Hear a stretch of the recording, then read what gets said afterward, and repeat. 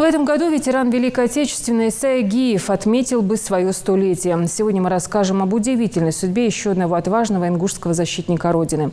Исайя Гиев был танкистом, но ушел на фронт добровольцем еще в 1939-м. Домой вернулся в 1946 году. Прошел фронтовой путь от Сталинграда до Днепра. Подробнее в сюжете внучки ветерана Заремы Ивлоевой. Тут описана вся его биография, все вот под диктовку я писала, как сегодня помню этот день. А прошло столько лет. Не верится даже. Если быть точнее, прошло 37 лет. Это письмо, автобиографию ветерана войны Игиева Исы его дочь писала под диктовку в далеком 1981 году. И несмотря на контузию и прошедшие десятилетия, ветеран помнил все до мелочей. В документе расписаны все годы и города, в которых он воевал, названия госпиталей и даже улицы, на которых они были расположены. Иса Дадаевич Игиев родился в селе Базоркино в 1918 году. Там же окончил школу и трудился в колхозе. В 1939 был призван в ряды советской армии, служил в Архангельске. А перед началом Великой Отечественной войны рядового Игиева направили в Литовскую, а затем в Эстонскую ССР. Тогда же ветеран получил свое первое ранение. Где-то в 80-м, 82-м году я случайно зашла с маленькими детьми в музей. И Тухан вышел, с удовольствием нам начал все показывать, рассказывать. И я, когда увидела ветеранов, сказала, что в Казахстане мой двоюродный брат тоже воевал. Он живет сейчас в Казахстане только. Он мне говорит: дай мне, пожалуйста, его адрес. Я как раз под этим фамилием человека искал. Ну, тогда телефонов не было, пока написала письмо, пришел ответ. И вот так вот они, можно сказать, познакомились, переписывались.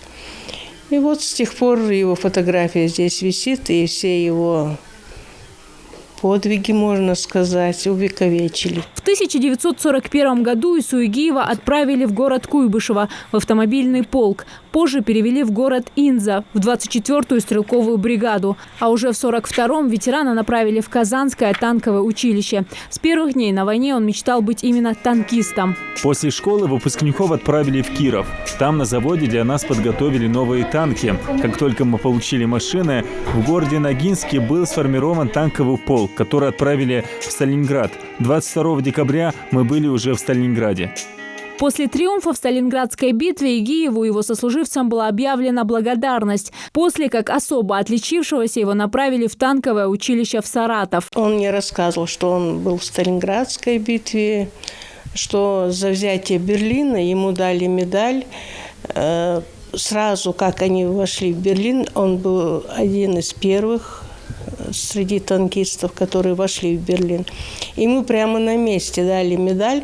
Генерал ходил, говорит, и сначала вешал медали, а документы только давали потом. 4 мая 1944 года младшему лейтенанту Исайе Гиеву, который на тот момент уже 5 лет был в рядах советской армии, зачитали письмо о депортации кавказских народов и об его отчислении из полка. Командир, не желавший отпускать бойца, посоветовал Гиеву написать письмо с просьбой оставить его на фронте. Вот он говорит: я написал это письмо, и пришел ответ: отправить действующую армию. Но в это время он поменял имя свое. Он говорит, в то время обычно наши, вот, которые выслали, из-за этого меняли, говорит, имена, фамилии, очень много. Он говорит, почти большинство, говорит, все поменяли. Он воевал хорошо, первый шел в атаке, и генерал сказал, говорит, если уйдет усач, то кто мне будет в атаку водить танки? Уже после войны его отправили на службу в 139-й отдельный ремонтно-восстановительный батальон. И только в 1946 году по приказу Президиума Верховного Совета младший сержант Исайя Гиев был демобилизован. Он отправился в Казахстан искать семью, которую не видел 7 лет. Уже дома думали, что его нету. Моя мать рассказывала, что они каждый эшелон ходили встречать в Казахстане с фронтовиками, но он не возвращался и не возвращался. Мы, говорит, уже и встречать перестали, и уже и не надеялись, говорит, что он вернется живым. Обычно он про войну так не рассказывал. Единственное, помню, что когда шли какие-то великие отечественные фильмы вот, про войну, у меня всегда слезы с глаз шли. Я всегда думала, почему он так плачет. Ветеран так и остался жить в городе Целиноград. Дважды женился и имел 12 детей. Исы Дадаевича Игиева не стало в 1985 году. Сегодня в столице Казахстана, городе Астана, живет более 2 десятков внуков ветерана, которые 9 мая выходят с фотографией деда в рядах бессмертного полка. Я уже несколько лет назад приезжала в Ингушетию, была в этом месте, но особого значения не придавала. А в этом году, уже 9 мая, я углубилась в историю, что мой дедушка столько лет воевал. Я очень горжусь им. И когда смотрю на эти танки, я представляю, как он воевал, как он боролся за родину. В Казахстане по телевизору приглашали всех детей, внуков отдать дань памяти.